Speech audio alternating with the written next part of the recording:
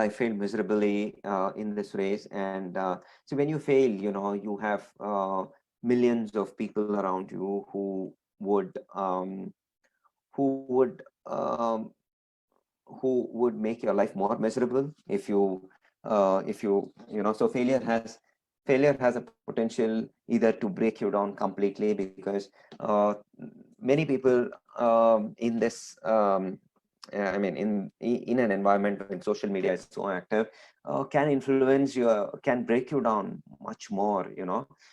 So that happened with me. I mean I did not let that happen with me. What I did was I made use of my failure I treasured my failure. In fact, I made use of my failure to get better, to have more respect towards the race, to learn more about the race, to be more humble, to get connected with people who have done this race before. So I try to make use of my failure to get better, um, to to to to help me towards what I dreamt, towards what I was desirous. So I try to nurture my desire by making use of my failure in the I wouldn't say the right way, but that was the way for me, forward for me. So the thing is, if we learn to treasure our failure, it has more to teach us.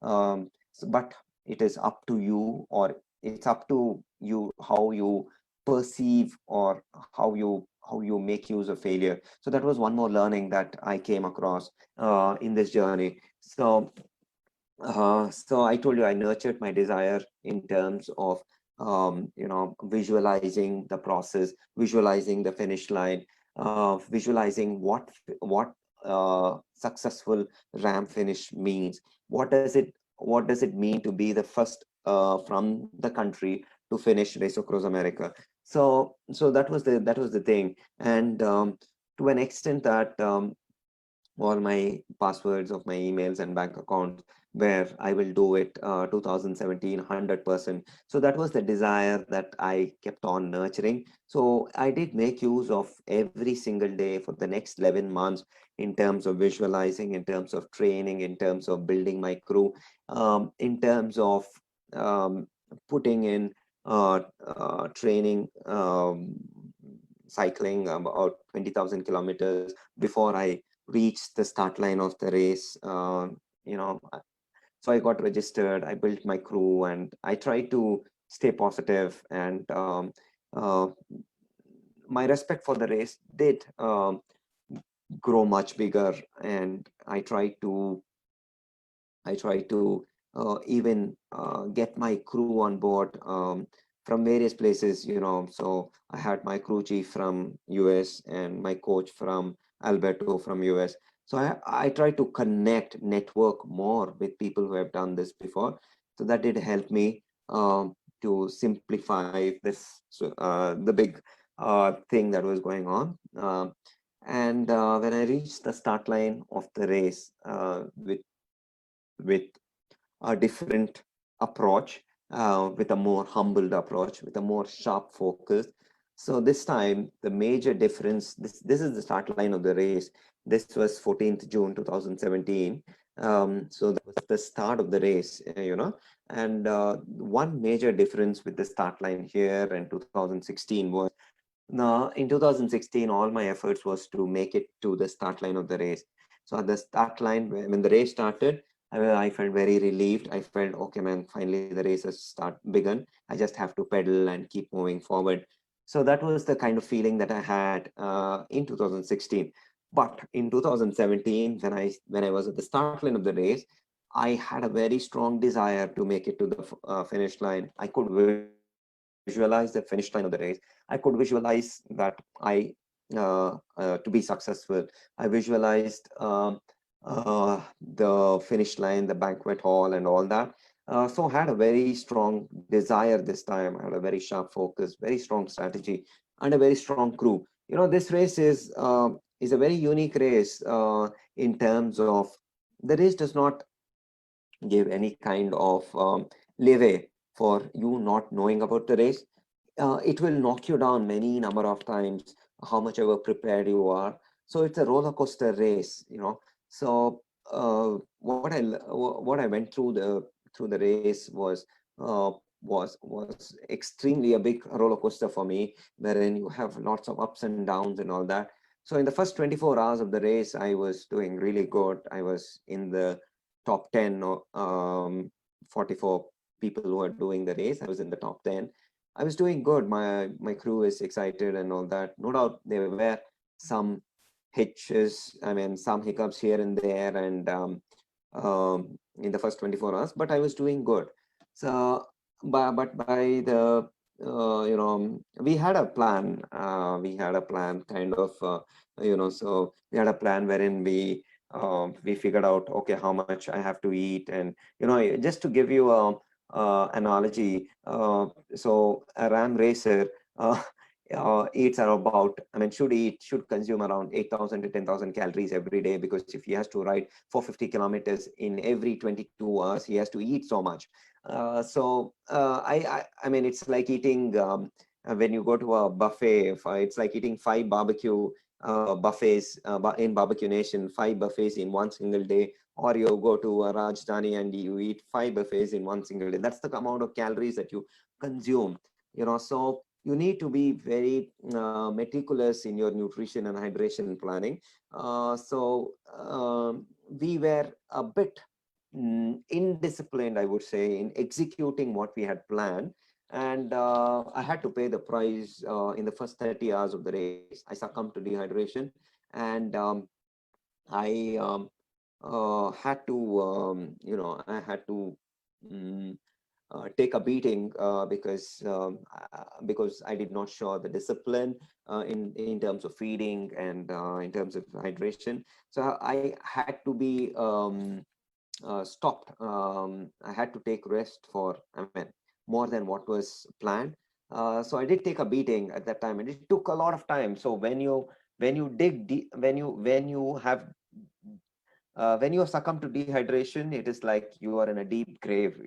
So to come out of the dehydration, it really takes time. Sun does not give you that much time to come out, recover, and to get back into that. So it is better you don't get into the dehydration zone.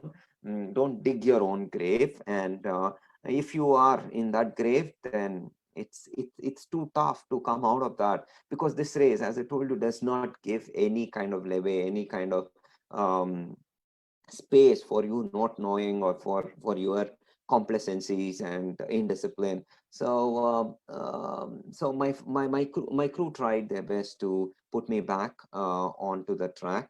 Uh, so um, so this was at the 30th hour of the race. I slipped down to 27th position from the top 10 in just 30 hours of the race. I was in the tail end. I was lagging behind. So, but my crew did all efforts to put me back.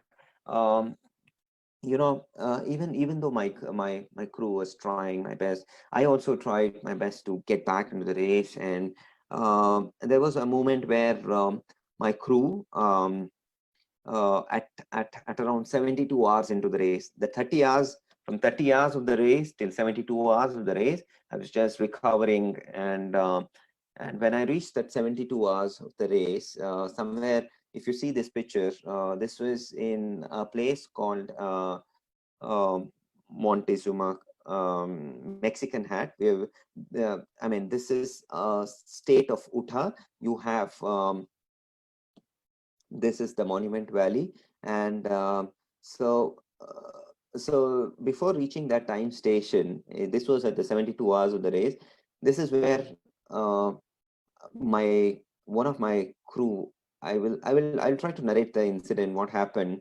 So when I was riding, my crew who were in the follow vehicle behind me, my crew chief was talking to one of his friend. He's a common friend, Dave. He told Dave that Srini, he's not doing well. I don't think this guy is going to make it to the next cutoff time station. I don't think he's going to make it this time.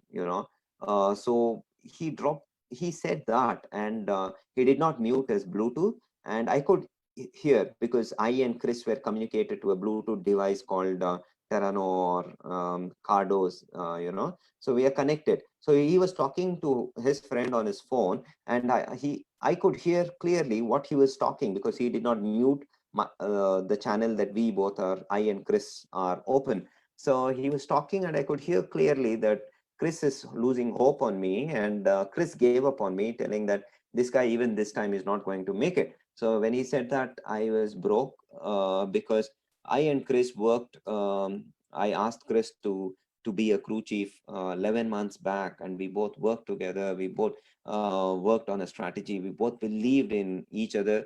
And Chris, by 72 hours, kind of gave up on me, which I could not believe. So it was hard to digest the fact that Chris lost hope on me. So what I told Chris was, Chris, let's stop the race. So I stopped the race at this point. I stopped and I gathered my crew members. So one of the crew, you can see the vehicle here, and another follow vehicle which was behind me. We stopped here. I stopped here and asked my crew, what's running in each one of your mind? They all said, let's stick to the plan that we have. You take your next seat break at Mexican Hat, and then we'll keep riding. I asked Chris particularly, Chris, what's running in your mind?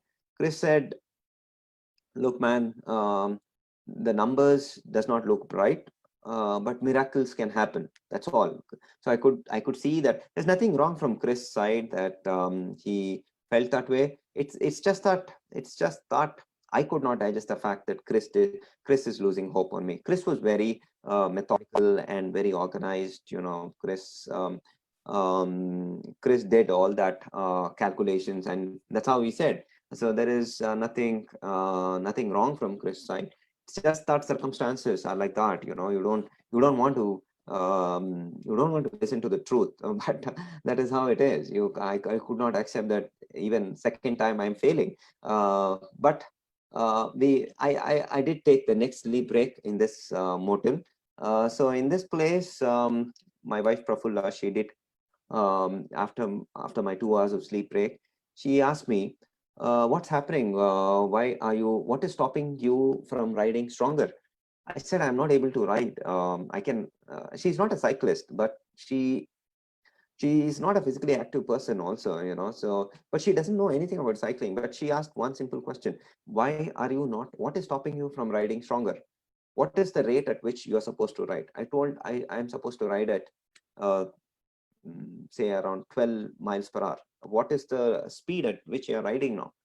10 miles per hour. So just for 2 miles per hour, you're not able to ride for 2 miles. You can't improve by 2 miles per hour. What is stopping you? I said, no, I'm not able to ride. I don't know why. So she asked me a few questions like, you see, there are so many sacrifices made by your crew members. They have given their time, energy, resources, right from my at that time he was 3-year-old son, my 3-year-old son, whom we have to leave him in Bangalore, I mean in Nasik, and my wife, I mean, he also has to do that sacrifice, and there's so many sacrifices involved for me to come the second time. So much resources, so much time and energy that is spent. She said, you want to go back home and tell your son and tell others that since you could not ride 2 miles per hour stronger, so you want to go back and give up on this. So we had a very emotional conversation. I mean, I had tears. We had tears rolling down, both of us. So then I told myself, yes, why am I not giving my 100% when my crew can give everything that they have? Then I told myself, I am going to focus on my average speed and give my best, just ride uh, as strong as possible. I mean, I just have to ride 14 miles per hour. So let me do that. Let me stick to 14 miles per hour, excuse me. So I kept on writing with that intent, that I want to, I want to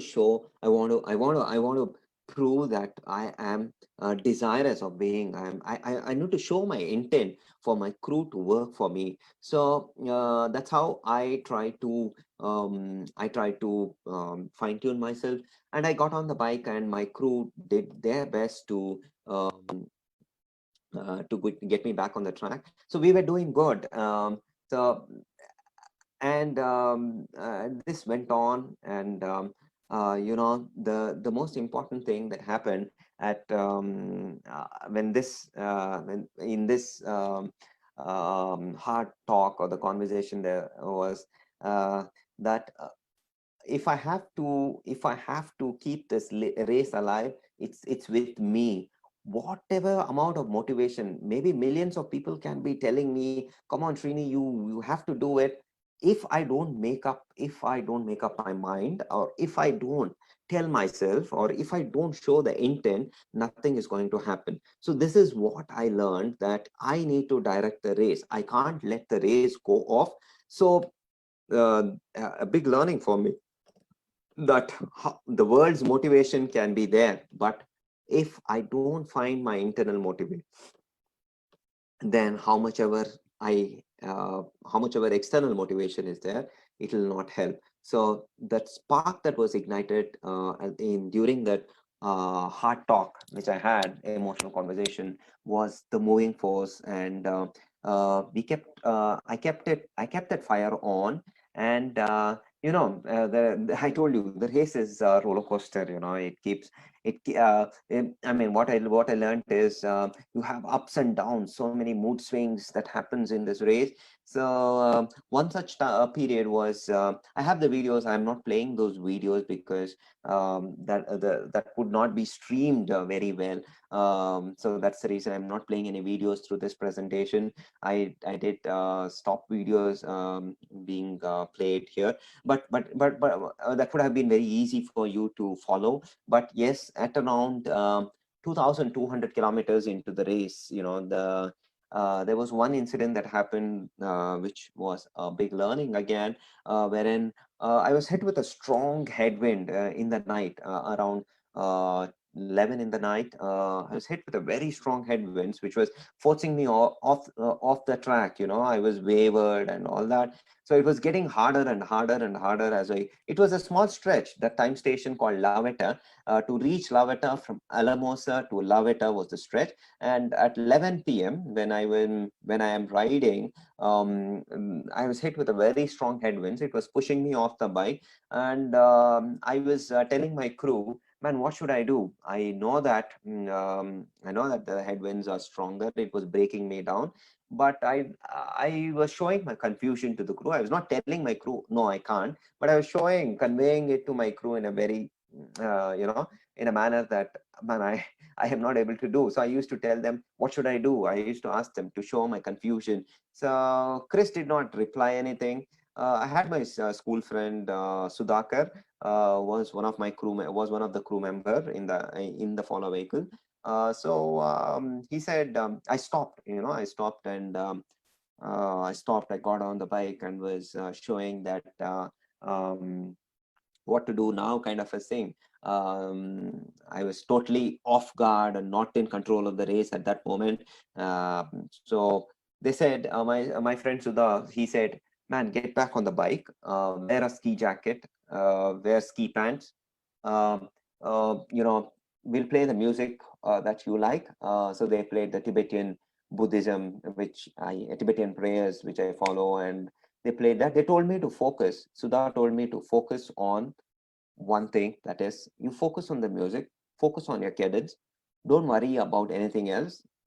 You are protected by cold with the ski jacket and the ski pant, and you just focus on pedaling, focus on your cadence, and focus on the music that is played. So I told myself, okay, let me do this. So when I tried to do this, one important learning that I derived or learned from this small tweak in the mindset was, there are conditions or there are situations which are beyond our control, wherein I don't have any control on them. Like, I can't control the headwind, I can't control the winds, I can't control the temperature, I can't control the heat, and I can't control many situations. I can't control nature that is around me. So it is waste of time or waste of energy that I am thinking about things that are not under my control. What is under my control was my cadence, was my posture, was my focus on the race, focus on my average speed. So I told myself, I will stop thinking about things that are beyond my control, like this nature. I will only focus on things that are essential. So I did this small tweak, and I could see that I was really getting better. I was not wavering here and there like I used to do before this tweak in the mindset. And when I started to ride with this mindset, things got very much easier. And we reached the time station, and my crew was really very motivated to see this happening, because that was a do or die situation in at that point, because the race would have gone anywhere, you know. So at Lavetta, we told ourselves, I discussed with Sudha and my crew member, man, I learned a very important thing, that is, I need to accept things as they are, transform problems into challenges, accept challenges, and focus on essentials. So this was the learning that I went through. And this was the same learning that I applied in the race that I did in 2018, race around Austria, wherein you go around Austria. You know, you go around Austria in 5 days. You know, in 130 hours you have to go around Austria. So I applied the same learnings, which I learned in this period, that is in 2017. That is, transform problems into challenges, accept them as they are, and focus on things that are under your control, or focus on things that are essential, and do not I mean, there is no point in thinking on things which are beyond your control. So, so that is a big learning for me, which my passion has taught me, and I do apply it even now. You know, every time, any life situation. So yeah, we all know that these are all timed races, that you're given a particular time. You know, you have to finish race across America in 12 days or 288 hours, and race around Austria in 130 hours. So it's all time bound, you know, and you ride bicycle for 22 hours, and I mean, you sleep is so essential, but you get to sleep only for, I mean, my sleep break was planned around 2 hours, 2 to 2.5 hours in both the races, and as little as 2 to 2.5 hours. So when you have so much little time, you need to make the best use of that time to. We all know that sleep is rejuvenating. It does magic. It's a magic tool. You know, sleep helps so much in healing, and it can put you back. So we had a sleep plan. We had a plan in both the races in 2017, race across America and race around Austria. But 2016, it was not like that, you know. So this time we had a plan, and we stuck to the plan. But whatever said and done, you know, uh, getting back, initiating sleep was not a problem, and but managing sleep for 2 hours, because body does not find a rhythm. You don't train for this, but yes, you really need to find the rhythm as early as possible. So it took time for me to find a rhythm in both 17 and 18, but um, but we stuck to the strategy, and it did help. It did help us to evolve in the race. You know, so as I told you, in the first 30 hours, in the first 24 hours, I was in the top 10. In the next 6 hours, that is by 30th hour of the race in RAM 2017, dropped down to 27th position. But we did not alter the strategy, or we did not change the sleep strategy. We did not change anything. We just showed discipline towards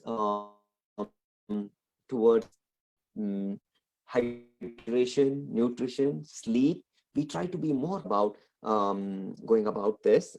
What happened was, by the end of the race, we showed respect to the strategy, and we allowed the strategy to work for us. We did not meddle with the strategy. We believed in the strategy all throughout the race, and we did not go impatient.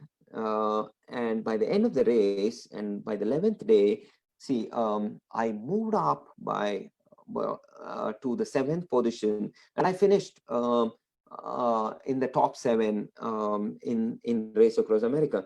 So that's how I became the first Indian to finish Race Across America in 11 days, 18 hours. So um, I'm very thankful and grateful to each of the crew members, because uh, even though it's a solo race, but without the selfless service, without my crew members, without the support of these crew members, and without so many people who are also not here supporting me, some from US, some from India, so without their support, it is impossible for me to be at the finish line, for me to be successful uh, in 2017. So I'm so grateful to each one of them, and I was so shamelessly dependent, and I on each one of them, even for things like zipping your jersey. You become so shamelessly dependent on them for taking a bath, for feeding, for a massage, for applying sunscreen lotion and all that. So you become so dependent on them, and their selfless service is what got us to the finish line. So equally, all of them, are um, their services. I feel whenever I get an opportunity, I acknowledge their service, and I'm always grateful to each one of them, who are on this stage, and also who back home, that is in India, and also in America, who did support me. So I'm that way. It was a very special feeling reaching the finish line. Very relieved that finally that I could achieve, accomplish the dream that I had in being the first Indian, and also to finish a race like Race Across America.